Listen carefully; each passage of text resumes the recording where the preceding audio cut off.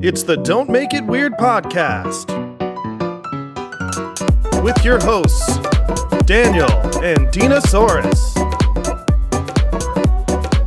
Hello there, and welcome to the Don't Make It Weird podcast. I'm one of your co-hosts, Daniel Quigley, and we are your writing, storytelling, comedy podcast for humans, by humans. And guys, I'm joined, as always, by the nascent neurotic nagger who names nachos nobly, Dina.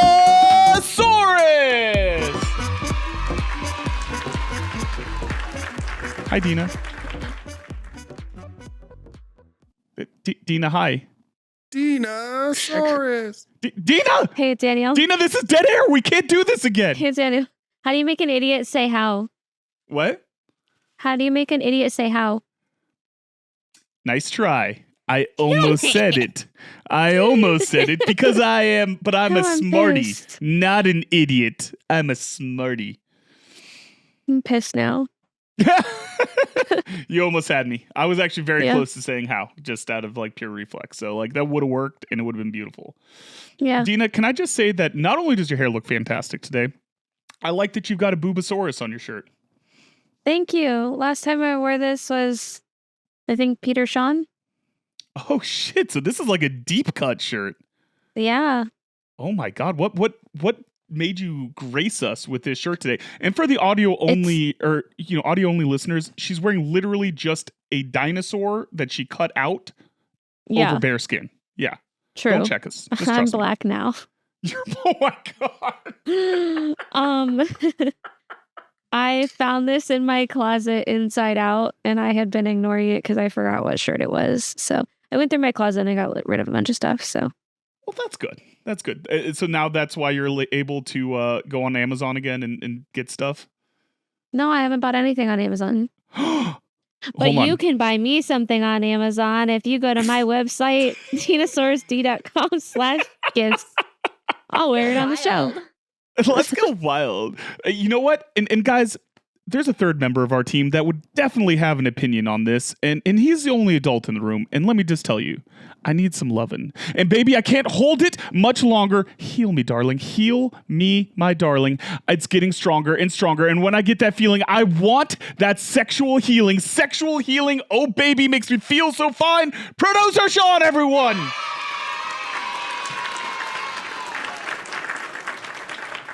Hey, love buddy. that song. Love it so much. Not so much anymore, but I did love that song.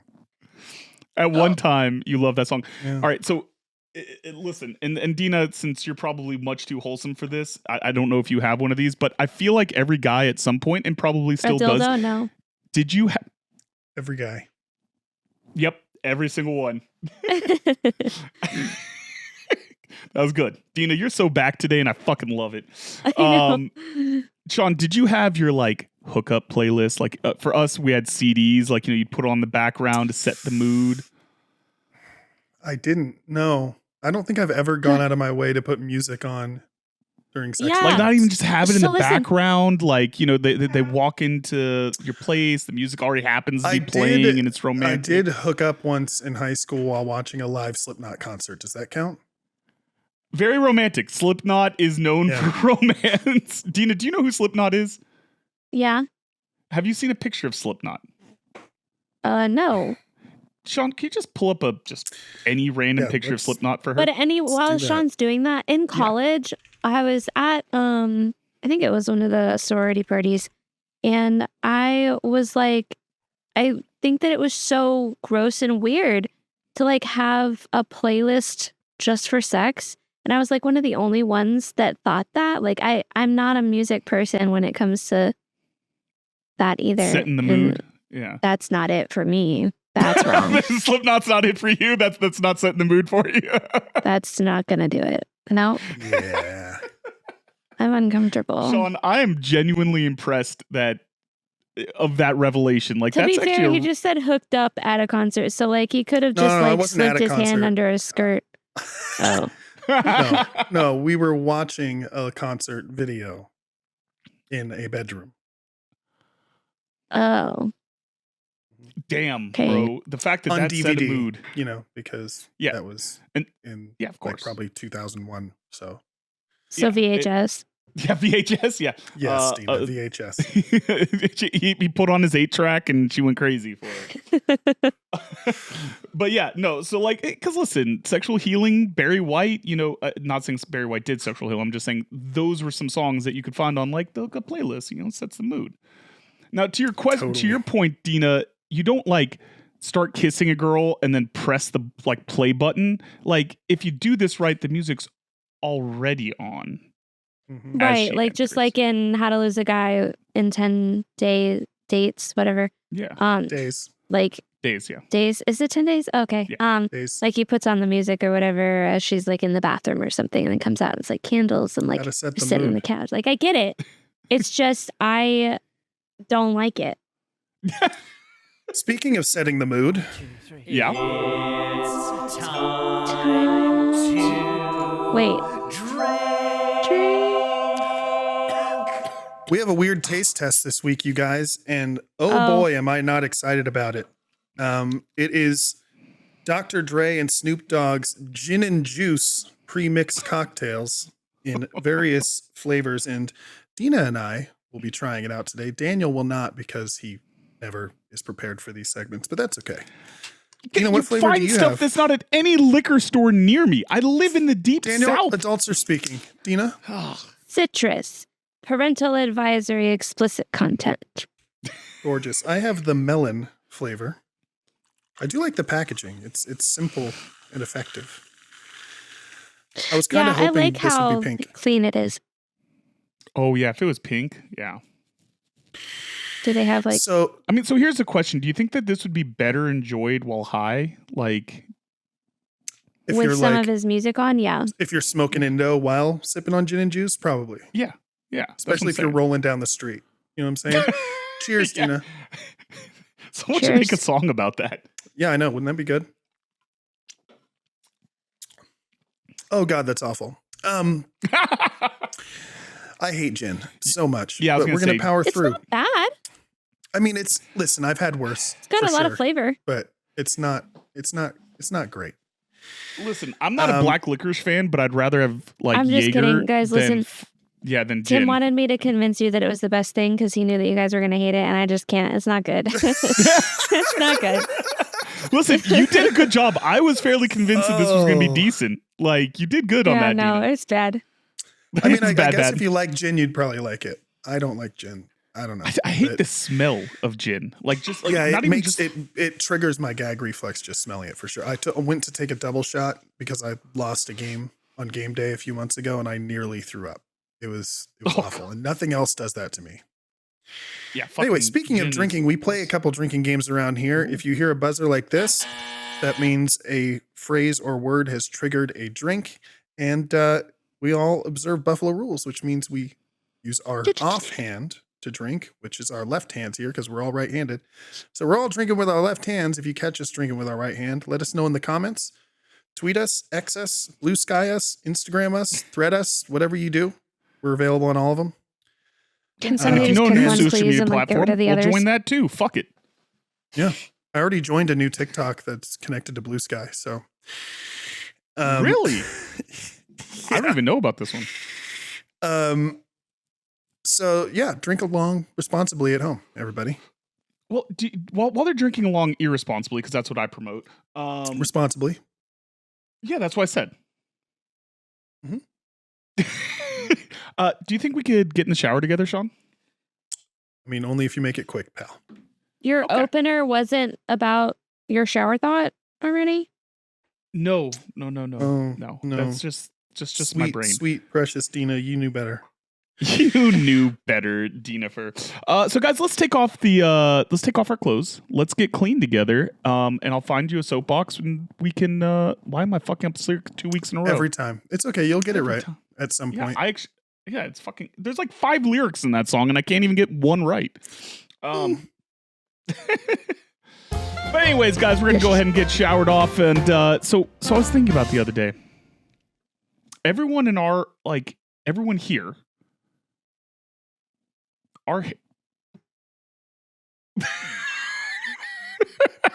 Damn it, Sean. Everyone here, our hands are bisexual. Mine's Great not. shower thought. Dina, do you want to move on to TikTok Conspiracy Corner?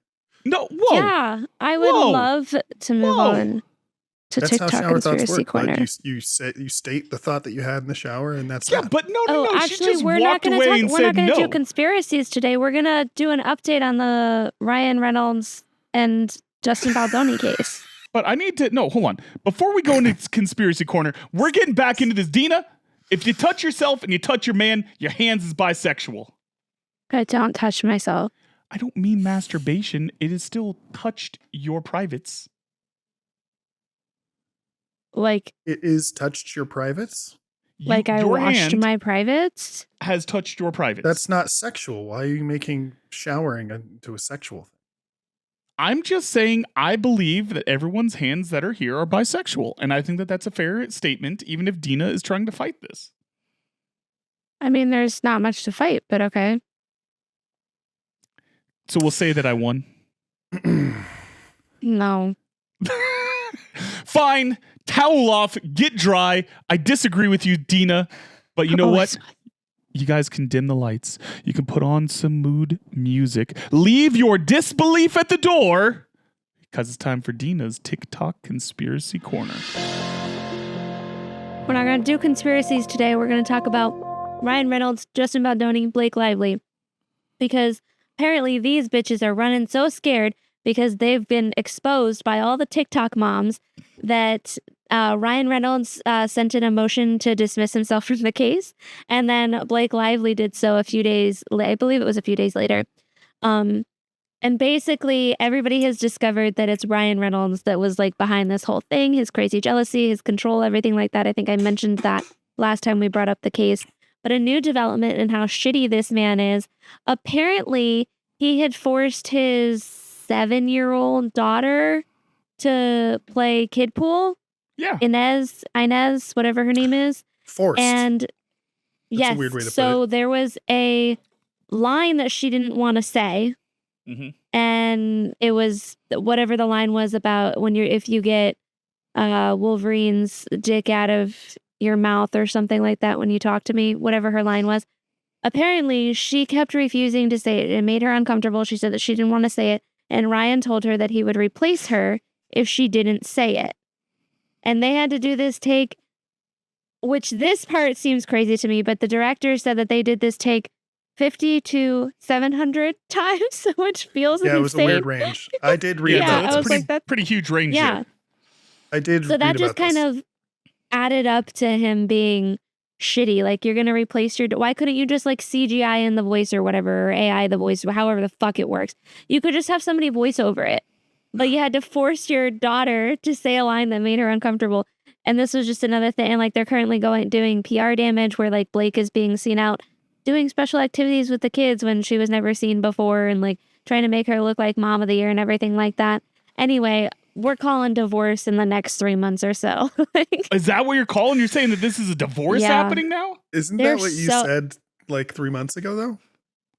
I said that they were going to get divorced within a year.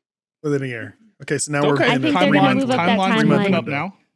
Yeah, because just the way that everything came out with this case, people think that Blake was absolutely in love with Justin and he rejected her, as we've said before. And yeah, it's a mess. And like they're running scared. And I think it's really funny to watch. Okay. Yeah. I mean, I've Oh yeah, Taylor Swift was deposed as well. So we might, if it goes to court, we might get exposed Taylor Swift messages. And that could be horrible because she can now no longer control the narrative of her public image too. Because, what did she say in her private text message to Blake? Like, was she shit talking? Was she being a mean girl? I mean, listen, these celebrities at the end of the day are human. Like, I'm sure there's a lot of shit talking that happens there. Like, there's no way, as much as Taylor Swift may be an awesome person, that her DMs with people aren't like, fuck that guy, fuck John Mayer. Like, do we still Yeah. hate John Mayer? Like, is that still a thing? Forever. Yeah. Okay. Yeah, I mean, Sean, where do you stand on this one, buddy? So, I mean, I did read about the kid pool thing, but the version I read was pretty different. It wasn't he forced his kid to do it. It wasn't the kid was uncomfortable. He did an and didn't wanna interview where say he it. said it. it was the kid couldn't get the line right, and they had to do the take over and over again. And I did read the part where he said, "We'll just replace you if you can't get it right," or something like that, which I feel like he would say to any actor in that situation. And if it was my kid, I wouldn't want my kid to have special privileges just because they're my kid. They need to earn their right to be there, So if they're not getting it right, they're not getting it right. But I think we read two different versions of the story, I think. So I read the article, but there's also interviews where he was like making his classic Ryan Reynolds jokes about it, and he said that she was uncomfortable with it. And so it was kind of like, force her to do that it. could definitely go both ways. And obviously, I'm not super up to date with this, so I really can't like disagree with you. But like the little snippets that I've caught every now and again, I think a little bit of this narrative is kind of running away because people are getting really creative with what they think the intentions are and the motives, and like, they want this to be there's a new one going around where Ryan and Hugh Jackman are actually a couple, and Blake is his beard. You know what? Here's the thing. I think that Hollywood would fucking love it if Ryan Reynolds got together with... Right? Yeah, there would be no need for a beard. They would instantly become Hollywood's number one power couple if it was Hugh Jackman and Ryan Reynolds. For sure. You know what? That's a conspiracy theory that I'm going to get behind. Sean, are we back in the Hugh Jackman, Ryan Reynolds? I just feel like if that were true, they wouldn't hide it. But that's what I'm saying. That's the only thing. Like, they would be front and center. Like that one, on I was like, sure. Yeah. But it's really funny how people are just like running away with this, especially because of all the times he's made like jokes about how him and his wife only had sex 3 times because they had a kid and it was in the contract. Like, and he's made jokes like that, and people are like, "Oh my God, he's in love with Hugh Jackman." That's so great. I want Listen, this to be if true. people took half the jokes I have seriously, A would be Daniel Sean standing and the whole he has to bang my wife if I die. I mean, there's a lot to go on off of our audio here. Is that not true? Okay, that's all actually super I true. thought it was real. Yeah. Oh, okay. That's pretty good. Yeah. You know what, Dina, though? I appreciate how much you followed through on this one, because this is bigger than... What was the last one that you were obsessed with for a while? Johnny Depp. Yeah, Johnny Depp, Amber Heard. And you've shown a lot of commitment. Bet your ass if this goes to court, I'm going to quit my job so I can follow. Don't make it weird, podcast. You get fully rebranded. Camp out at the courthouse, baby. Amber Heard or Ryan Reynolds 24/7. What's sad is we'd probably get so many more viewers if we changed our entire podcast to covering. Yeah. Oh well. Yeah. Womp womp. Womp womp. All right, guys, you can start disbelieving stuff again and get back out of the conspiracy corner. Get on out of it, because it's time for a segment that is completely original. Nowhere has it been done before. Don't check out the We Have Issues podcast. Don't check out Stevie and Anthony and their amazing comic Death List and Play It Again. Just trust us, okay? We are going to hold each other accountable for accountability buddies. Dina, what you been doing on your writing journey lately? So definitely have not picked up the spy novel again, and I'm a little bit sad about it, but I think I had to walk away from it. I've been working on that comedy murder mystery. That one's a lot of fun. I'm really enjoying that one, and I'm like getting close to the climax of it. And then today I started to write a pitch for a Harlequin novel. And then which by the way, guys, is not its own genre. In case anybody was wondering, it's an imprint. Harlequin novel. Harlequin is what she's trying to say. Harlequin. Oh my God, is it not Harley Quinn? Harley Quinn. No, Harley Quinn is a character from Batman. Yeah, I thought that's what they were doing. It's based on Harlequin. Yeah, it's a play on words for Harlequin. Right. So it's not What's Harley Quinn, it's just Harlequin. It's Harley Quinn. Let's hope this Harley pitch Quinn is completely written, because if they hear you do the verbalized version of it. Okay. Well, anyway, I did that. And then I also submitted for another super secret project that I probably won't get, but it's okay. And I'm ready to get hurt again. No question about it. I am ready to get hurt again. Get back on that horse, Dina. Yeah. So what have you been? Oh, shit. What? Oh, shit. He did it. My bad, guys. My bad. What have you been Drink some working more on, gin and Daniel, juice, other than baby. nothing? Yeah, so hold on. You've also been making progress on your murder mystery one, which is still your project that I'm the most excited about. How far are you into this one right now? She mentioned it already. Oh, yeah, I did mention I that, just but I wanted to think I'm get like an at update. I think I'm at 50K words now, and I'm about to get to the point where like everything hits the fan. I mean, everything's already been hitting the fan, but everything's hitting the fan for like the murder aspect of it, and it's What's really the fun death and it's toll, very Dina? chaotic. How many deaths? Yeah, what are we at? Oh, some girl killed her mom, and then we've got the main death, and then 1, 4, 5. Oh no, because the pirates too. 7 or 8. 7 or 8 deaths, and we're not even done yet. Wow. that's Not even fantastic. Yeah. halfway, baby. And it's all funny deaths too. Listen, she's been sharing like snippets with us and like in our little like group chat, and like we've been going through like just some of the absolutely unhinged shit that's happening in this book, and I'm so fucking excited for it. I'm here 1,000%, Dina. Thanks. But all right, so as far as what I've been working on, I actually have progress after dragging my heels for 4 months. I finally finished my second round of line edits and gave it back to Ashley. So I'm now one step closer to actually needing to have a social media presence again and trying to market myself again and do all those things to be a halfway respectable author who's got another book coming out. So that's where I'm at right now. Can't wait. Oh, I guess I should Excellent. write again too. I'm actually The not very people excited because I are- know that it means work for me. Tina, I love Yeah. you so much. You also worked pretty hard picking out that shirt, I can see, Daniel. I feel really good about it. Fantastic. I've never seen a shirt that was more perfect for your sense of style. Ever. I'm a peacock captain. You gotta let me fly. I'm a peacock, Captain. You gotta let me fly on this one. Beautiful. Beautiful.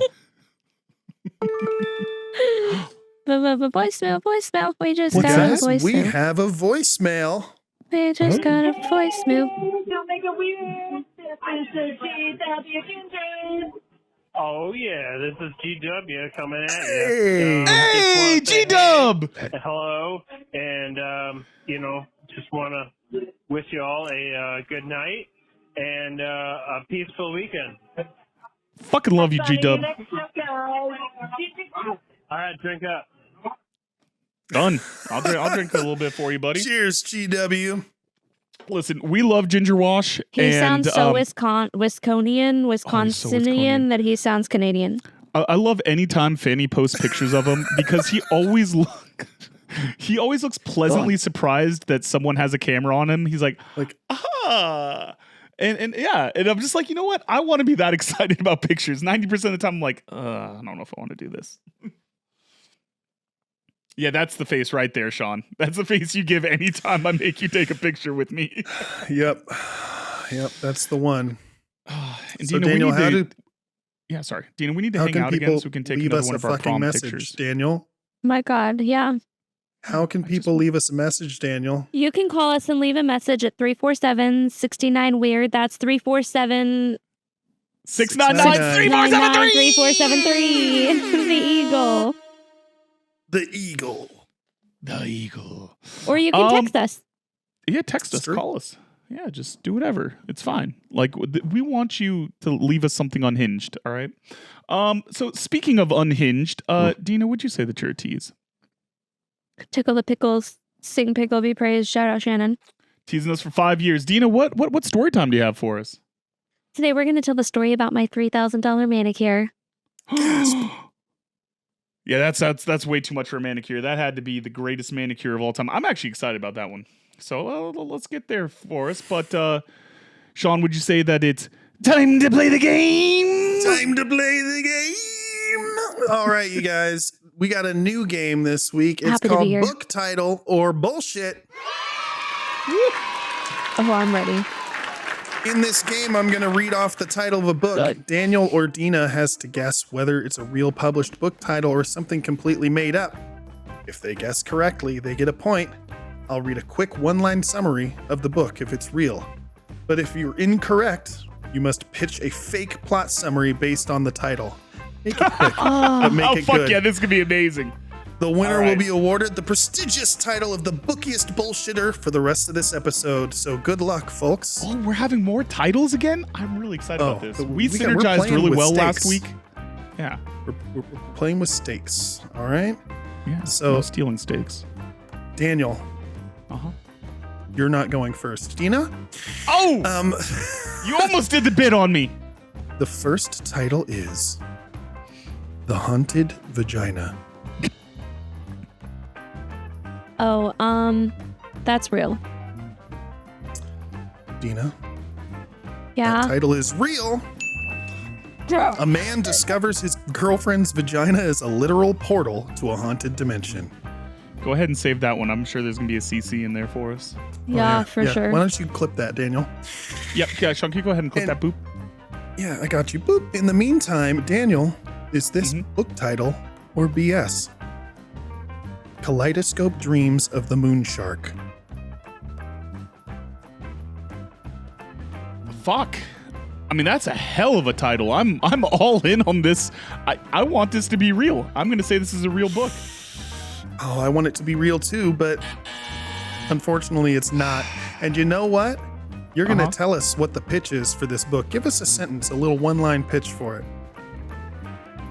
Have you ever been so fucking high that you entered a kaleidoscope of sharks?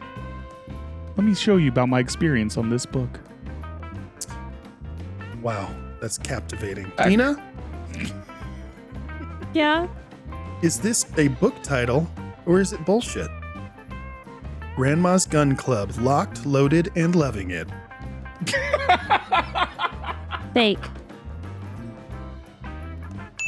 Correct, that is fake, but I'd love for Yes. you to give us a little one line of what this book's about. But I won. Okay, I'm not going to make you do that because I know you don't like improvising. Daniel, Yeah. what's this book about? Thank you.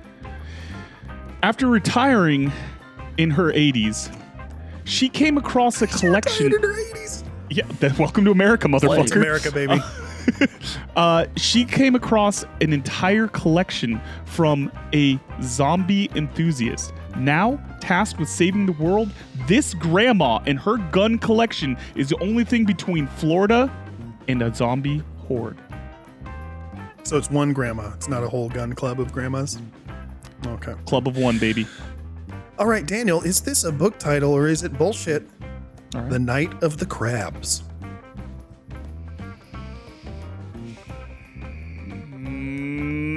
I think that this one is real because this sounds like a George R.R. Martin like spin-off. It is real. Giant killer crabs terrorize the British coastline after a nuclear mishap. Stop. Wrong on my guess, but okay. I'm fucking right on that though. All right, Dina, is this book title or bullshit? I wore heels to the apocalypse. Oh shit. Real. That's a banger of a title. That is real. A Yes. fashion-obsessed woman survives the end of the world without sacrificing her style. I worked at a publisher, bitch. That's a hell of a book title. Have you heard of Dina's that book crushing before? this. Did you? No. Were you okay? No. Daniel, Mhm. the next one. Is it a book title or is it bullshit? The Butt Files, Area 51, and Other Cheeky Mysteries.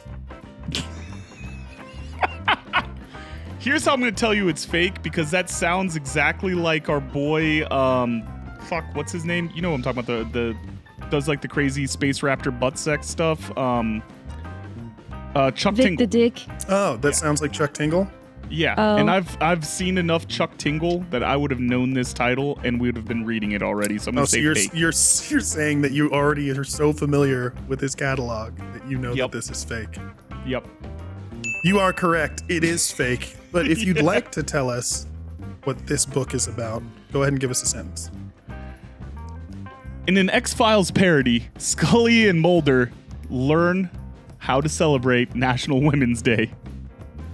And that's a lawsuit waiting to happen. Dina, is this a book title or is it bullshit?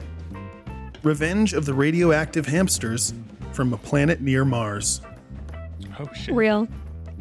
Damn, no hesitation. That is real. Fuck, It is Dina's too actually good from at this. R.L. Stein's Goosebumps series, which I was a huge fan I've of. as heard a of kid. it. Oh, you had heard of it. Shit. Yeah. Ah. It's a space horror comedy about mutant space hamsters attacking Earth. I mean, that was pretty clear with the title, I think. Yeah, that's Yeah. that's spot on. Alrighty, Daniel. Yep. Is this book title or bullshit? All right. My Summer with Sasquatch, a love story. Oh, that's fucking real, baby. I'm pretty sure I've come across that one in my searches for. I feel like you've told us about it. Yeah, that's real, Yeah, baby. except this isn't real. What? This is not a I real was book. really It should confident. Be, and you, as the cryptid guy, should know better. But if you I if it's swear you not told real, us about it. you should read it. I mean, you should let us know what you're going to write it about right now. One sentence. Yeah. So, trapped for the summer in his grandparents' old cabin, Dina decides that she is looking for love in all the right places. She goes out and searches for only the hairiest man that she can find, and for one summer, experiences pure bliss. I'm sorry, did you say know that that's that was fiction. a fake book? Yeah. What was the title of it? My Summer with Sasquatch, a love story. Summer with Sasquatch is the name of an erotic fiction. That's Okay. you got So us with my summer. Are you trying to give Daniel points or? I was because I was very confident that he had told us about this book. I felt confident too. This was in the ballpark. Dina, I think we need a vote here. I vote that I'm in charge, and you don't get any points, Daniel. I vote Dina gets a point for knowing that it was real. That's I'll actually allow fair. it. Yeah, God damn it. Dina, is this book title or bullshit? Kissing the Coronavirus.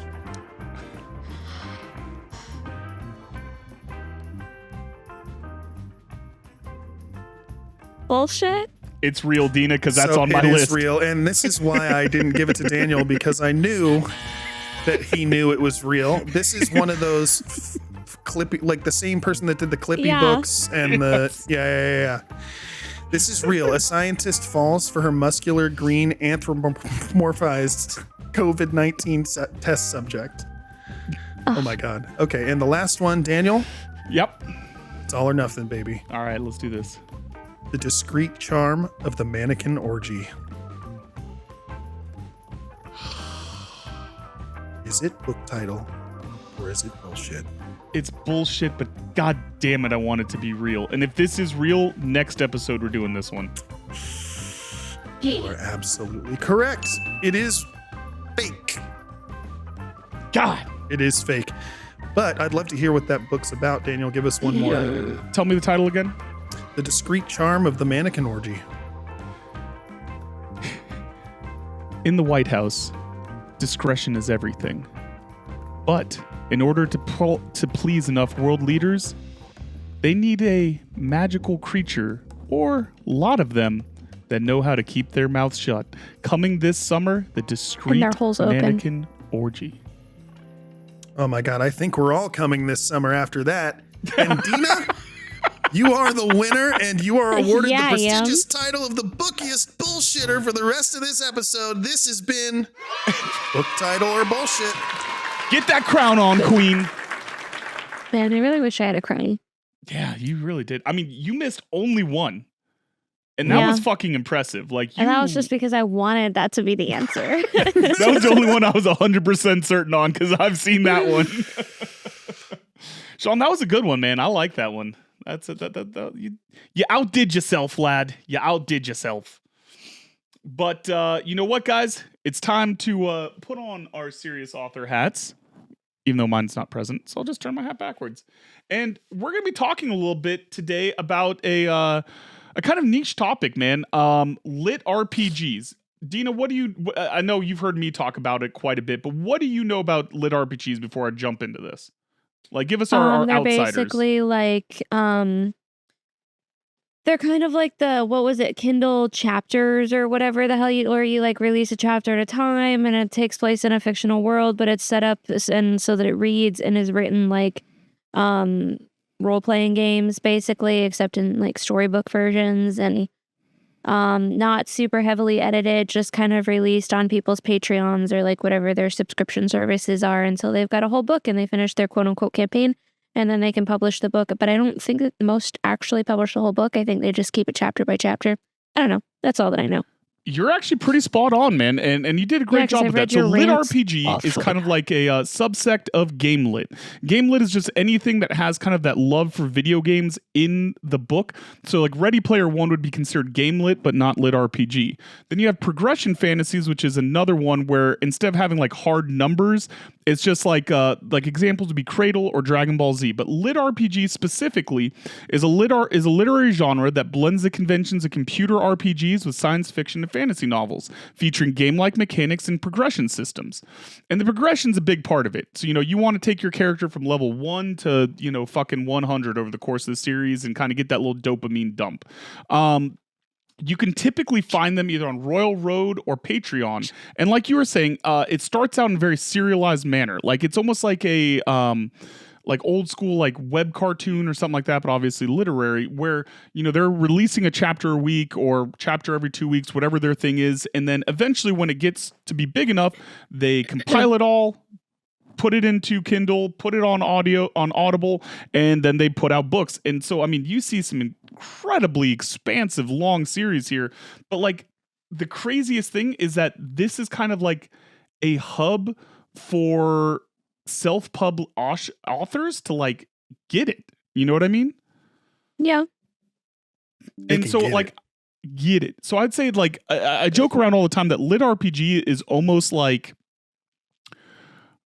romance novels for dudes, where it is, it's like Wattpad, but for boys. Exactly that. Where, I mean, and not saying there's not female, fans. I mean, there's definitely a wide ranging group, but like, it's definitely like, a lot of dudes aren't going to like immediately go, dude, you got to check out this lit RPG, because kind of very similarly to like, the Wattpad, like the straight erotica novels, like you kind of give up a little bit on the quality for just that dump of, yeah, he just threw a big fucking fireball. Yeah. You know what I mean? Yeah, you get that dopamine hit in like a different form that's like your stereotypical boys will be boys type manner, just the same way that girls like their romance and like they get that very stereotypical romance going in their fan fiction or AO3 or Wattpad or Harlequin novels. So Harlequin novels, that's right. You got that perfect. But like the craziest thing that I found with like lit RPG is that they found, we know obviously it's well documented how much we struggle. I mean, roughly speaking, because I'm not going to go into exact numbers, you haven't made none of us have made big money in our self-published journey so far, right? Oh yeah, and I'll be super transparent. I've barely even made $400 on mine, and that includes my Kickstarters because those were all with royalty percentages. So yeah, no, exactly. And like that's the thing, is that it is hard to make a profit as a self-published author unless you are just really dedicated to advertising, getting in all the spaces, being at any conventions. Like it is a hardcore you have grind. to have that money to go to the conventions too. Yeah, no shit, right? And like, sometimes you hear like, some self-published romance novels, authors have made money just because they have such a sheer volume of catalogs that, they've got 15, 20 books out there. And so, it's when you complete a series, you put like one of them on Kindle Unlimited and then everybody buys the rest. Yeah. Yeah. And so like, but what's interesting is that they've taken Royal Road, which is kind of its own website. Where, like it really is like almost like an old school message forum board.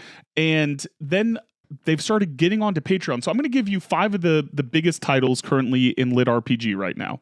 And then I'm going to tell you a little bit about they're making stupid fucking money. And none of them outside of Matt Dinneman is traditionally published. Like these are not agented people. These are all completely self-published and a lot of times anonymous. Like they use fucking, not even pen names. They use like fucking handles as their names. So we've got Dungeon Crawler Carl, which everyone knows that I'm super obsessed with.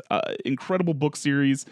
We've got Defiance of the Fall, Primal Hunter, He Who Fights with Monsters, and The Wandering Inn. Now, Dina, we're gonna ignore Dungeon Crawler Carl for right now. So let's just say Defiance of the Fall, something you've obviously never heard of by the first Defier. How many subs on Patreon do you think he has? Close to 100,000. Well, okay, so Patreon doesn't have quite that number of subscribers, but that's pretty fucking cool that you would think that. Yeah, I mean, you gotta think a little smaller. I don't really know how any of it works. I pay my $1 to Don't Make It Weird, and you can too. Subscribe to our Patreon for $1 a month. Absolutely. And get content, exclusive content, whatever the fuck. Yeah, and there's I don't different know, levels of Patreon. 10,000 people. I don't know what. Yeah. So he's got 3,231 subs, but he pulls in $27,000 a month just on the Patreon. Just on the Patreon, because that's how much, a lot of these people are more than a single dollar subscribers. So we don't actually need a lot of people. No, you don't have to have a lot of people, but as long as you get a decent number of subs and people subbing in at a decent amount of money, because there's obviously different levels to it. But yeah, and Defiance of the Fall has 13,000 ratings on Goodreads and is holding in at 4.3 stars. Primal Hunter by Zogar. So people are sharing it outside of the Patreon. Oh yeah, massively. And so that money is just from the Patreon. Okay, this isn't including book sales. This isn't including audiobook sales. This isn't including any of that stuff. So Defiance of the Fall, that's the number. Primal Hunter by Zogarth, 9,280 subs. He is at $74,000 a month is how much he's making. 15,000 ratings on Goodreads, 4.28 stars. He Who Fights with Monsters, 9,643 subs, $80,000 a month. 30,000 ratings on Goodreads, 4.42 stars. And then the last one, The Wandering Inn by Pirataba, 6,000 subs, 50,000 a month, 10,000 ratings on that book with 4.26 stars. So there's like this corner of rabid lit RPG fans, and they're making big fucking money right now, Dina. I just feel inadequate in every way. I know. And the big superstar from this is Dungeon Crawler Carl. So Matt Dinneman, self-published dude. I mean, by all accounts, really cool freaking guy. He was making just off of his Patreon $74,000 a month. His book has 71,000 reviews. All right. It has a 4.5 stars on Goodreads. He got picked up. He's the first lit RPG guy to get picked up by Trad 5. Okay. They got all 6 of his books. And he has a fucking TV deal with Seth MacFarlane right now in the works. I mean, it's crazy what this market is, and I feel like people aren't talking about it enough in traditional formats because they're showing that there's other ways to monetize and to get a following and to move on besides for just posting on the social medias and paying for advertising and hoping for the fucking best. I don't know if that would necessarily translate because I don't know if, like, romance readers aren't gonna suddenly flock to Patreon. Like, I think that this is a very niche group of people because they're your RPG. Yeah? Live RPG. Right. What is it called? Yeah. They're your role-playing game people. Yeah. No, you got that one right, unlike Harlequin. That's a very specific niche group of people that has found this niche that's branched off of them. I don't know if it would translate to other genres.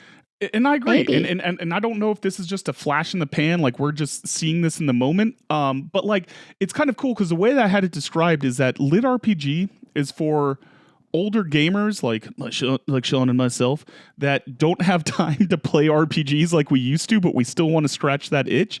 And so it's definitely got a generational kind of vibe to it, but I mean, it's got me really excited. There's a ton of great lit RPG titles out there. I highly recommend you guys try it out.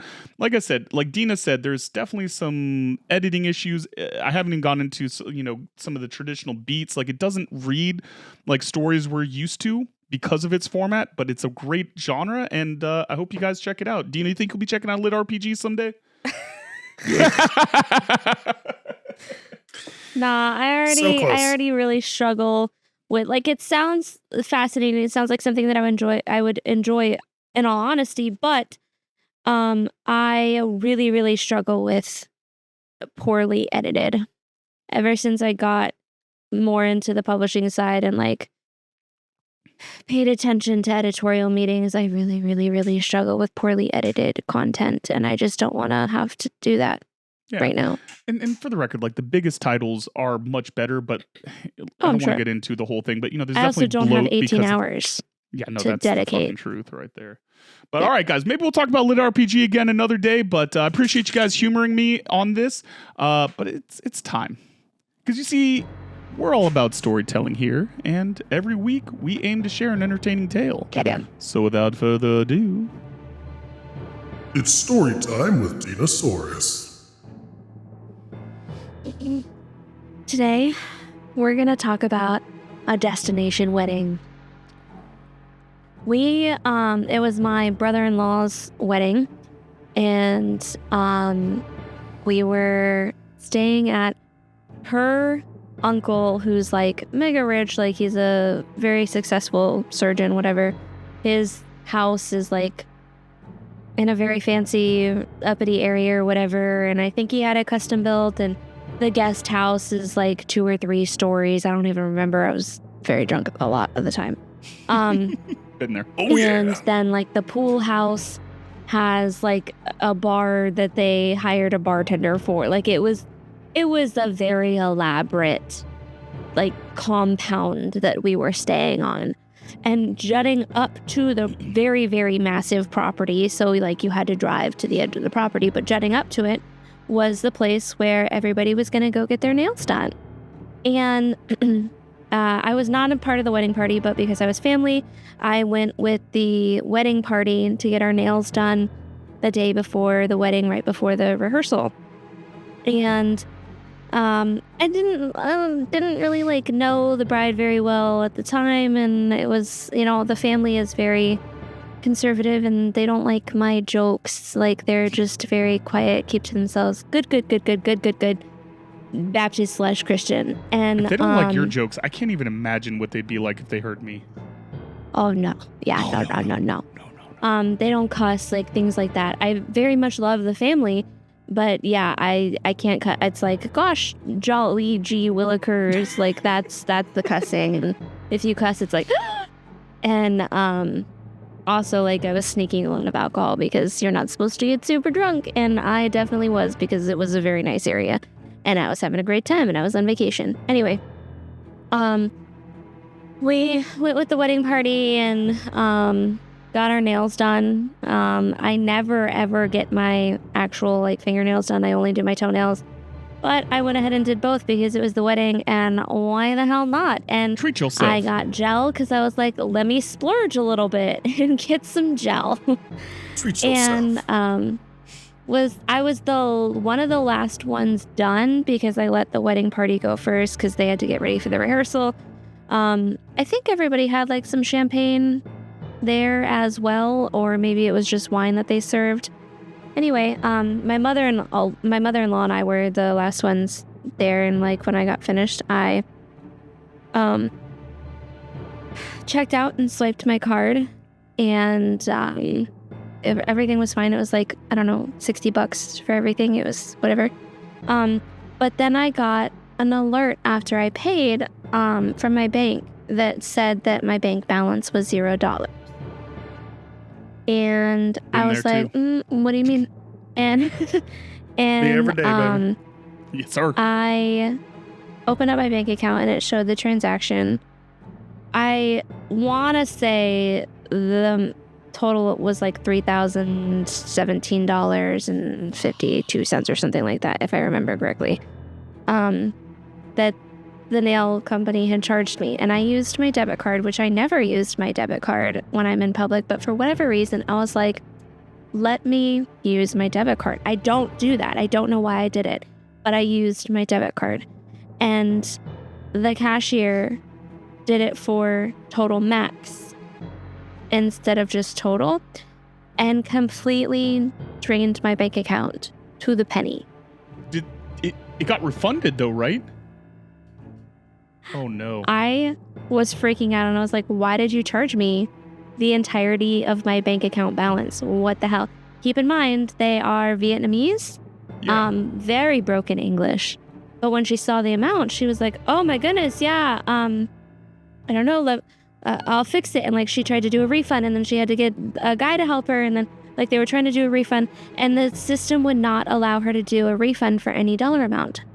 So they had to call the owner of the salon, and this bitch goes, "I'm busy right now. I'll be there in a few hours." And I was like, absolutely the fuck not, you will. I took the phone and I was like, "You're gonna get your ass down here. I'm gonna fucking find you." Like, I'm crying at this point. And she's I'd like, be freaking the "I'm fuck with out. my child. I'm at their soccer game." And I was like, "Good, there's people there to watch your kid. Come here." And I went to the parking lot. I was crying. My mother-in-law was like trying to console me, and she's not good at consoling because she's not good at emotions. She doesn't know what to do because emotions are sinful. I don't know. Yeah. And I It's call just like this Tim, slight, like, and I was like, I'm so sorry. Like I didn't know how to tell him. So my mother-in-law takes the phone, explains what happens, and he's like, "Why the fuck would you use our debit card? Keep in mind our mortgage was due right in this, like in a few days or whatever, and that's why we had so much money in the account, because we had just gotten paid, and that was our mortgage." Then I'm like crying because Tim can't get to me because he's at the rehearsal dinner and he's in the wedding. And he, no, he wasn't in the wedding. He couldn't get to me for whatever reason. And I call my father-in-law because my dad's dead, and all that I want is to call my dad. And that's what I apparently was saying after like I hung up with Tim. I was like, "I want my dad," and he's fucking dead. And so my mother-in-law calls my father-in-law, and she's like, "He's not your dad, but it's a good substitute." And she's right. He absolutely is. Like, he's like one of the best people in the world. So I call him, and I'm crying, and he starts running through the property to try to get to me because all that he knows is that I'm crying. He has no idea what's happening. He gets there, and he's like, "Oh my God, like, this is awful." And he's like trying to figure out the cashier or whatever and help them because the fucking owner still isn't like coming, hasn't told us anything or anything like that. And then my bank, I call my bank. He tells me to call the bank, and I call the bank, and I'm like, "Block the transaction," because, you know, why wouldn't I have thought of that first? They have fraud protection on there. You know what? My bank didn't alert that as fraud, even though it was for the exact penny of my total balance. Did not flag it or anything, and they said, "Oh, well, it's processing. We can't stop it." I'm losing my shit at this point. I'm crying in the parking lot. I can't breathe. I'm gonna die. I'm absolutely convinced that this is the end of the world. Thank God my father-in-law was like, "We will loan you the money," and like so that you don't like bounce on payments or anything like that. So that was a saving grace. But the owner finally shows up, I don't know, an hour or two later, and she's struggling to refund this transaction. Cannot figure out how because nobody's ever pressed Total Max before. I didn't even What know does that was an even mean option. if you're I've using a worked in debit card? retail. Like, I didn't even know you could do that. I don't know what kind of like whatever POS system I don't know. And finally, after another hour, I think we've missed the rehearsal at this point. She gets it reversed, but it's gonna take 7 to 10 business days for the transaction to go through. They can charge you right away, but Even- it takes 10 days to give it back. That's Yeah. America, baby. So I had to go through the rest of this destination wedding with no actual like money. I had like credit cards, obviously, but like no actual money. And we had to borrow money and then wait for our refund to come back. And then like, yeah, it was a fucking mess. All for gel manicure. I haven't gotten my hands done since. I'd be paranoid as shit after that. Yeah. So yeah, that was my $3,000 manicure. It wasn't worth it. Yeah, I was gonna say that employee might have lost their job after that shit. Holy crap! Oh yeah, that's another thing. I went to go do the tip, and this guy was so scared that because I told them or my mother-in-law told them to give me a full refund on everything. Like, you're not even charging her for the actual service. Oh, No no shit. refund. Yeah. I overheard the guy that did my nails, and he was upset because he was like, "Well, now I'm not going to get paid for my shift here because they're going to take it out." And I felt so bad, so I gave him a cash tip, or I gave him my mother-in-law's That cash. was nice of you. And then you because pistol whipped apparently the boss- person who rung you up. Yeah. But the boss was going to like not pay him at all for the shift, and I was like, absolutely the fuck not. So I gave him cash. Yeah, it was a very It's not shady the fucking operation. manicurist's fault. Yeah. I think they that might makes have sense. been That's slave workers. It's crazy though. I am disgusted and appalled at this fucking gin and juice citrus flavor. Not a sponsor. Yeah. Also at the behavior of that nail salon person. who Everyone Yeah. rang you involved. up. But yeah. Well, hey, if you want to get in on this, I think that they should choose their own adventure. Dina, what do we got? Scroll. Yeah, so next time you can choose from the time I was robbed at gunpoint, the biggest fail to get a guy's number, or what's an orgasm? Question mark? Question mark? I still don't know what it is either, man. We're still working that one out. Yeah. Sean, thoughts, buddy? You know, the easy choice is what's an orgasm, because it's just another jump into Dina's sex ed lore, which of course is very enticing. But Hashtag the Florida. time I was robbed at gunpoint has been on this list for years. We need to get it off the list. That's my vote. Yeah. Listen, we're either getting off or getting it off the list. Hell yeah, baby. Speaking of getting off. Yeah.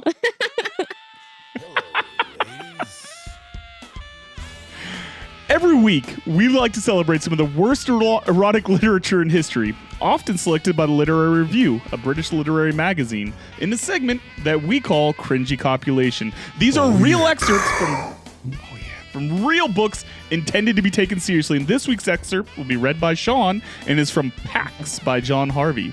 John Harvey is a prolific British author renowned for his contributions to crime fiction, particularly the Charlie Resnick series. Born in London in 1938, Harvey pursued education at Goldsmiths College, University of London, and later at Hatfield Polytechnic. He further obtained a master's degree in American Studies from the University of Nottingham, where he briefly taught film and art literature. Sean, check those DMs. I'm sliding into my own DMs, baby. DM masturbation, or whatever you call it. DMabation? Oh, okay. She gave a yet deeper moaning sigh, like breathing in. Sorry, hold on. She gave a yet deeper moaning sigh, like breathing in. He saw the word he had said shiver and expand inside her. Her arms moved now and flexed. Out of here, Venus de Milo. He watched the death life fill her growingly. She grabbed and caressed him with more muscle, more zest than ever before. Her long, lean arms were spider arms, while her kisses roved and dug. I see it, he said. You are the female praying mantis, devouring her mate. I am. You are. I shall eat every shred of you, mouthful by mouthful. Exactly. But boy, you taste good.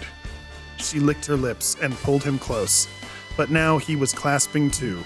It was kind of slow wrestling. They were knitting each other down into a loose slipping knot. He was upside down over her, loving her bush and lick-kissing like eating her inner thighs. Till at last they loved fully and later lay back. She did not chatter. Their arms stirred in a luxurious, desultory twining. He loved her bush. That read like it was translated from a foreign language. Like I feel like the way it was worded was really awkward, and it was tripping me up while I was trying to read it. Yeah, no, that wasn't an easy read. And this is a man that knows his American studies. He knows what the American audience wants, and his fucking praying mantises. Clearly. Dina, thoughts? Was that empowering to you, Dina, as a woman? Yeah, I feel very empowered as a girl. As a man eater yourself, do Yeah. you feel like you associate with the I wish praying I mantis? was. Yeah. Absolutely. I mean, can you just like imagine that foreplay like in bed? Like, I mean, I'm not like just like, yeah, baby, that's awesome. Fucking praying mantis me. You're my praying mantis, baby. You know, out of all the animals, that ain't one. Wow, that was really profound. Yeah, no, Thank you. that's not one. I mean, Can we put what that would on be- the review for this? Yeah, put the review in for us, Daniel, right now. Do it. Yep, 5-star, no. 5-star out of all the animals? Question. This one isn't it. Yeah, this one's Question mark? it. And there's a Slipknot in there, so maybe Slipknot is sexual. We're gonna tie this all the way back I'm to the telling you. beginning, buddy. I'm telling Yeah. you. Slipknot is for lovers, bud. But you want to know what else is for lovers, guys? That's leaving us a voicemail. maybe texting us. You could give us a call at 347-69-WEIRD. That's 347-699-3473. I think it's that time, Sean. The end of our journey today. It's true. Dina, where can the folks find you? You can find me on my website where you can get me an Amazon gift because I am on a budget and I'm not allowed to buy She stuff deserves anymore. DinasaurusD.com/gifts. Or you can find me on Threads at DinosaurusDMIW or Blue Sky. Same thing. DinosaurusD.bluesky.com. I don't know what it is. I'm Perfect. on there though. Nailed it. Or Twitter/X at DinosaurusD. That's D like D's notes. And if you want Dina to keep on wearing like hyper sexualized shirts like she's wearing right now, check it out on the Amazon. She's been dressing a little deep more cut risque shirts. for us. Yeah, Dina, no more deep V cuts, okay? Showing a lot of chest Okay, skin yeah, right because I don't want to like tempt my fucking boss, now. I had to have the same conversation with Sean, which is why that shirt is well up to the neck right now. Turtlenecks from now on. Turtlenecks only. No, never mind. You can find me on Twitter at DanQ That's DanQ singular. It's Donkey Kong, whatever the new one's called that just got announced for $90 on Switch 2. Oh God, that's fun. Listen, that's a whole ass other rant. I'm also on Blue Sky at DanQ. I'm on Threads at Daniel Quigley Author. Same with the All of them, Instagram. every single one. Yep. Yeah. Just a lot of consistency on my bit. Sean, where can the folks find you? On my butt. On your butt. Not on Daniel's butt. You can find me on basically any social media website or app at Chase Holdu or at Producer Sean. It's one of the two. Find it if you care. Like yeah, I care. What you having for dinner tonight, bud? Nobody cares. I made some baked pasta the other night with sausage and bacon and chicken because I had some leftover rotisserie chicken and I just threw it in. And it was fantastic. And I'm going to have some more tonight. Hey, all right. That sounds good. Well, this has been another great episode of Don't Make It Weird podcast. We fucking love you all. Jazz hands. Sometimes in this life, Don't Make It Weird. Hosted by Daniel Quigley, Dinosaurus, and Sean Holden. Produced and edited by me, Sean Holden. Our theme song is by Amaria. This closing track, written and performed by Anthony Lafusi. Rate and review us on your favorite podcast app, and don't forget to subscribe on YouTube for the full video version. Have a question for Daniel or Dina? Call the DMIW hotline at 347-69-WEIRD. That's 347-699-3473, and leave us a message. We might play it back on the show. Want to support the chaos? Join our Patreon for just $1 a month and get access to bloopers, deleted scenes, and exclusive content.